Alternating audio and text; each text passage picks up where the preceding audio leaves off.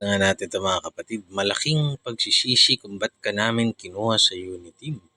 Pinaulanan ng malulutong na mura ni Presidential Advisor on Poverty Alleviation Larry Gadon, si Vice President Sara Duterte kaugnay ng pagkakaunawa nito sa paggamit ng pamahalaan sa intelligence funds sa nangyaring Tacloban School shooting. Sabi ni Gadon, napanood ko yung konting clip niya, sabi niya, ang bobo daw ni Vice President Sara kasi enemies of the state lang daw ginagamit yung confidential funds.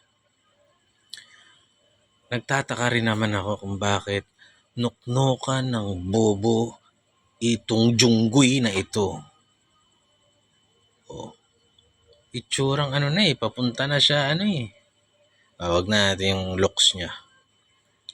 Pangilinan. Wag na natin puntahan yun. Nuknukan siya ng bobo, bakit ka mo? Kaya ako nabanggit yung Pangilinan. The Pangilinan law caters to the terrorists using children sa kanilang mga terrorist activities. Criminals using their children for criminal activities. Kaya nga ginagamit din ang confidential funds sa school. If you're familiar with Teach You a Lesson, isang Netflix special, Korean yan. Ang ganda-ganda ng sa atin. Ito, sabihin ko sa inyo. When I was in high school, marami na nagtutulak at gumagamit ng droga na bata. Bakit ka? Isa ako sa gumamit Nung bata ako So alam ko, mali. Merong network ng pagbebenta ng droga sa paaralan.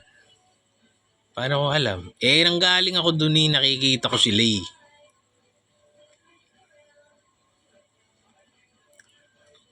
So sinong kumikita dun?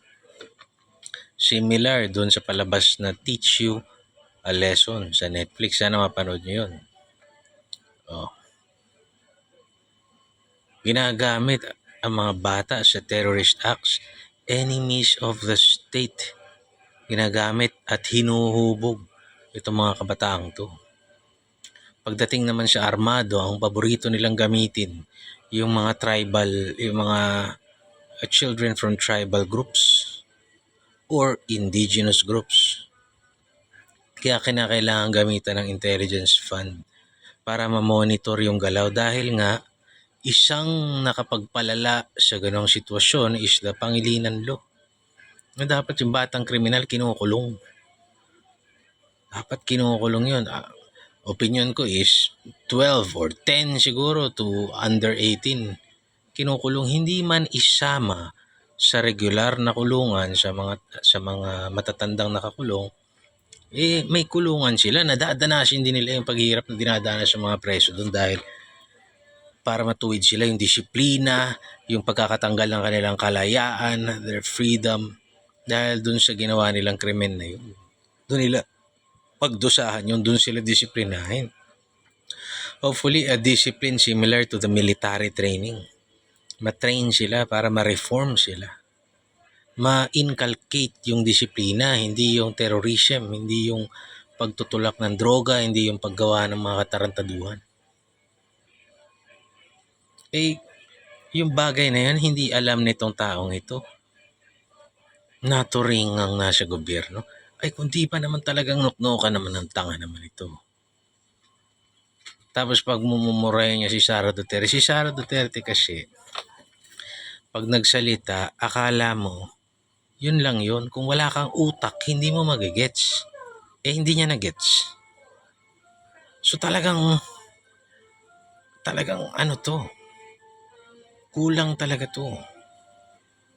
Sana, ang wish ko lang, sana hindi siya involved sa mga paggamit ng mga ipinagbabawal na bagay na nakakatuyo ng utak kasi talagang tuyo na yung utak nito biro mo Supreme Court, pinagbumura pa nito.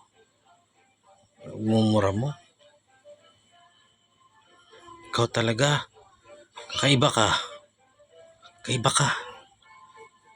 You're weird looking, you have the audacity. Minsan ko rin namang kinampihan ito nung kinakampanya niya si Bongbong. Kamali ako pero minsan ko rin kinampihan ito. Kakaiba to, kakaibang tao to. Lembing, lembing, balimbing.